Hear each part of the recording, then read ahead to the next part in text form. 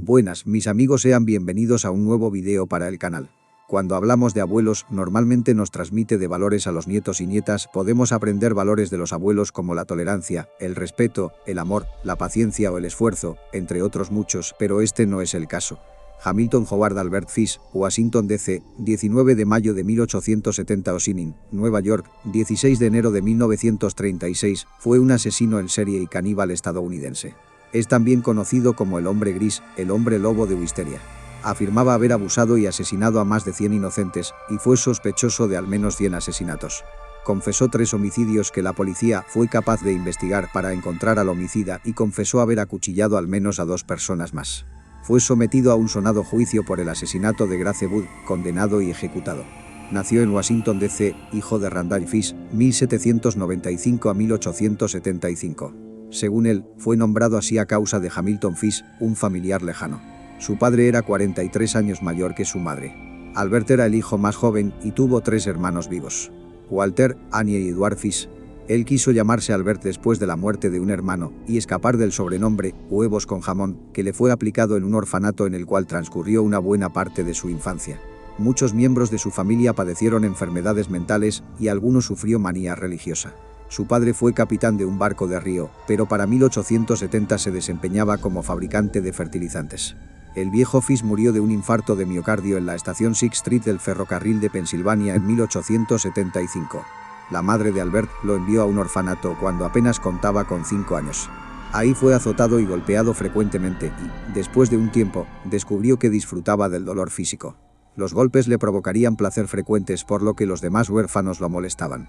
Para 1879, su madre consiguió un empleo en el gobierno y fue capaz de cuidarle. Sin embargo, las experiencias vividas anteriormente le afectaron. Comenzó a tener relaciones homosexuales en 1882, a la edad de 12 años, con el hijo de un telegrafista unos años mayor. La juventud también llevó a Fish a prácticas como urofagia y coprofagia. Hacia 1890, Fish llegó a la ciudad de Nueva York. Dijo durante su confesión que se había vuelto un prostituto. También afirmó que comenzó a abusar a muchachos jóvenes, un crimen que siguió cometiendo aún después de que su madre le arregló un matrimonio. En 1898 se casó con una mujer 9 años menor que él. Tuvieron 6 hijos: Albert, Anna, Gertrude, Eugenio, John y Henry Fish. Fue arrestado por malversación de fondos y sentenciado a prisión, purgando su delito en la cárcel estatal de Sing Sing en 1903, donde mantuvo relaciones con distintos presos. Desde 1898 trabajó como pintor de brocha gorda en casas particulares y afirmó que aprovechó para cometer abuso con al menos 100 inocentes varones, generalmente de 6 años de edad. Fish comenzó a intensificar sus visitas a burdeles, en donde pedía a las trabajadoras que le azotaran y golpearan. Recordó un incidente en el cual un amante masculino lo llevó a un museo de cera con modelos anatómicos, en donde Fish quedaría fascinado con la disección de miembros masculinos. Poco después desarrollaría un interés mórbido por la castración. Hacia 1910, durante una relación con un hombre con una discapacidad mental, Fish procuró castrarlo después de atarle. El hombre gritó tanto que Fish se asustó y huyó. En enero de 1917, su esposa lo abandonó por John Straba, un hombre hábil que abordó a la familia Fish. Seguido a este rechazo, Fish comenzó a escuchar voces. Por ejemplo, en una ocasión se envolvió en una alfombra aduciendo que seguía las instrucciones de Juan el Apóstol. Fish cometió lo que pudo ser su primer ataque en la persona de un joven con discapacidad mental llamado Thomas Badan en Wilmington en 1910. Tiempo después acuchilló a un inocente también con discapacidad mental hacia 1919. El 11 de julio de 1924, Fish encontró a Beatrice Keogh, una inocente de 8 años, jugando sola delante de la granja de sus padres en Staten Island. Le ofreció dinero para que lo acompañara y le ayudase a buscar ruibarbo en los campos vecinos. La niña estaba a punto de abandonar la granja cuando su madre ahuyentó a Fish. Se alejó, pero regresó después al granero de la familia Kiel, donde trató de dormir por la noche, para ser descubierto antes por Hans Kiel, quien le dijo que se fuera. El 25 de mayo de 1928, Arwelberg colocó un anuncio clasificado en la edición dominical del diario New York World que decía: hombre joven, 18 años, desea posicionarse en el país. Edward Bad, el 28 de mayo de 1928, Fish, entonces con 58 años de edad, visitó a la familia Bad en Manhattan, Nueva York, bajo el pretexto de contratar a Arwell. Se presentó a sí mismo como Frank Howard, un granjero de Farmingdale, Nueva York. Al llegar, Fesh conoció a la joven hermana de Bud, Grace, que contaba con 10 años. Fesh prometió contratar a Bud y le dijo que vendría por él al cabo de algunos días. En su segunda visita accedió a contratar a Bud y entonces convenció a sus padres, Delia Flanagan y Albert Budd, de dejar que Grace le acompañase a una fiesta de cumpleaños aquella tarde en la casa de su hermana. Grace tenía una hermana llamada Beatrice y 2 hermanos, Albert Budd II y George Budd, además de Edward, que era el mayor. Fesh se alejó de ahí aquel día, con Grace, pero jamás regresó. La policía arrestó a Charles Edward Pope el 5 de septiembre de 1930 como sospechoso del rapto. Pope tenía 66 años de edad y era superintendente de unos apartamentos. Se parecía físicamente a Fesh y fue acusado por su alienada esposa.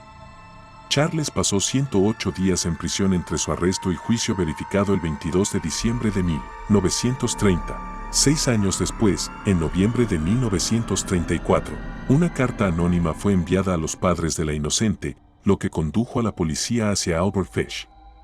La carta se cita abajo, con errores gramaticales y faltas de ortografía de Fesh. La señora Budd era analfabeta y no podía leer la carta por ella misma, así que se la dio a su hijo para que la leyera.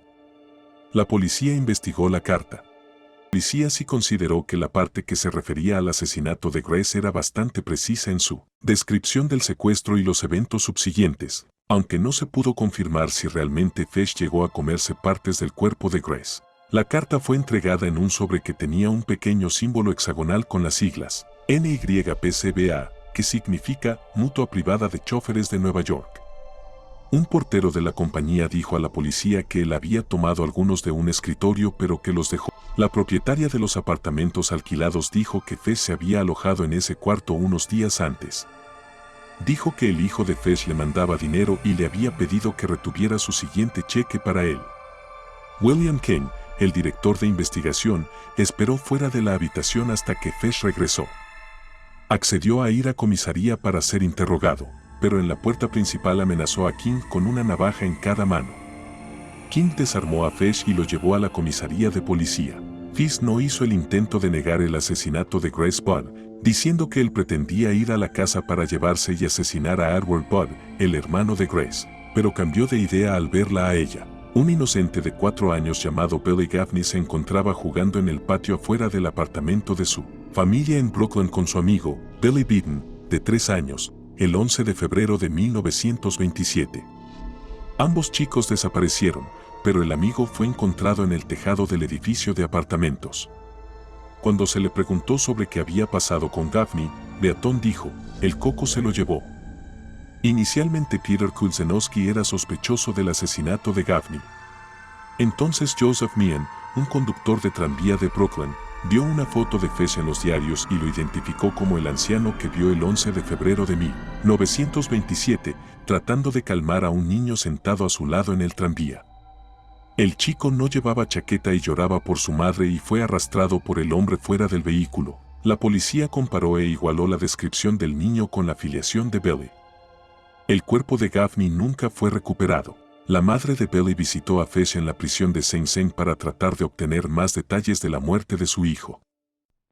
Fesh había sido arrestado en mayo de 1930 por haber enviado una carta obscena a una mujer afroamericana contestando un anuncio en que ella se ofrecía como sirvienta. Tras su arresto, fue enviado al Hospital Psiquiátrico Bellevue en 1930 y 1931 para su observación. Tras unos meses, creyeron sus trastornos sexuales fruto de demencia senil y le dieron el alta. El juicio de Albert Fesh por el asesinato premeditado de Grace Budd comenzó el lunes 11 de marzo de 1935 en White Plains, Nueva York, con Frederick P. Close como juez y como abogado fiscal de distrito Albert F. Gallagher.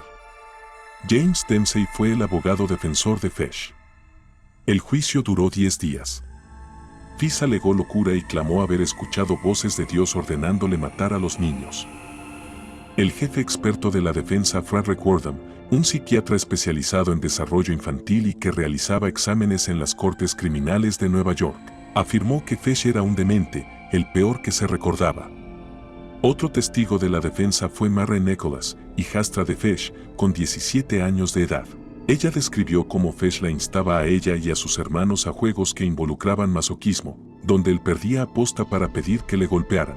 Después de ser sentenciado, Fesh confesó el asesinato de Frances Axe McDonnell, de 8 años de edad, muerto en Staten Island. Frances jugaba en el porche frente a su hogar cerca de Port Richmond, Staten Island, el 15 de julio de 1924. La madre de Frances vio a un anciano apretando y aflojando sus puños, caminando sin decir nada. Después, durante el día, el anciano fue visto nuevamente, pero esta vez observaba a Frances y a sus amigos jugar. El cuerpo de Frances fue encontrado en los bosques cercanos, en donde un vecino vio a Frances y al anciano dirigirse hacia allí aquella tarde. Fish llegó a prisión en marzo de 1935 y fue ejecutado en la silla eléctrica el 16 de enero de 1936 en la correccional de Sing Sing. Entró a la cámara de ejecución a las 11:06 p.m. y fue declarado muerto 3 minutos después. Se tiene registro de que dijo que la electrocución sería la experiencia suprema de mi vida. Justo antes de que se accionara el interruptor afirmó: no sé aún por qué estoy aquí, pero aún así la pesadilla se acabó para siempre. Si le ha gustado el video, no se olviden de darle like, suscribirse y activar la campanita de notificaciones para que YouTube les avise cuando alce video nuevamente. Hasta la próxima, mis amigos.